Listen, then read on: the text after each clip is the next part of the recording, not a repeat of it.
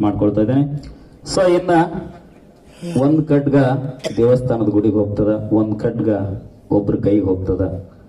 ಇಬ್ರು ನಮ್ ಶಿವಣ್ಣ ಆಗಿರ್ಬೋದು, ನಮ್ ಸಿದ್ದಣ್ಣ ಆಗಿರ್ಬೋದು, ಇಬ್ರು ಏನ್ ನೀವು ಬೇರೆ ಅಲ್ಲ. ಆ ಸ್ಪರ್ಧೆಗಳದ ಮಾತ್ರ ವೈರಿಗಳಾಗ್ತೀರಿ, ಮತ್ತು ಅದು ಆಗ್ಲೇಬೇಕು. ಕೆಳಗಿಳಿದ ಮೇಲೆ ಮತ್ತು ಒಂದೇ ತಾಯಿ ಮಕ್ಳು ಇದ್ದಂಗೆ ಇರ್ತೀರಿ. ಸೊ ಹೀಗೆ ಇರ್ರಿ.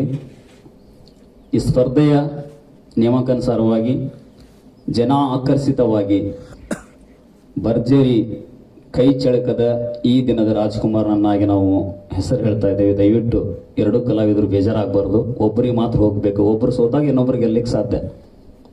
ಸೊ ಹಾಗೆ ಒಬ್ರು ಸೋಲನ್ನು ಒಪ್ಕೊಳ್ತೀರಿ, ಒಬ್ರು ಗೆಲ್ತಿದ್ದೀರಿ. ಇವಾಗ ಗೆದ್ದಂಥವ್ರು ಯಾರಪ್ಪ ಅಂದ್ರೆ ಸಿದ್ದಣ್ಣ ನೇರ್ಲಿಗೆ ಅಂತೇಳಿ. ಸೊ ದೇವರಕೊಂಡ ಮಾಸ್ತರ ಶಿಷ್ಯರಾಗಿರ್ತಕ್ಕಂಥ ಸಿದ್ದಣ್ಣ ನೇರ್ಲಿಗೆ ಅವರಿಗೆ ಈ ಒಂದು ಖಡ್ಗವನ್ನ ಕಮಿಟಿಯವ್ರು ನೀಡ್ತಾ ಇದ್ದಾರೆ. ಕಮಿಟಿಯವ್ರು ಹೋಗಿ ಆ ಒಂದು ಖಡ್ಗವನ್ನು ನೀಡಬೇಕಂತ ವಿನಂತಿ ಮಾಡ್ಕೊಳ್ತಾ ಇದ್ದಾರೆ.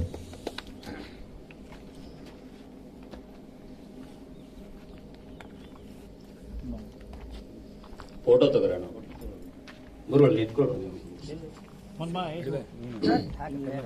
ಶಿವಣ್ಣ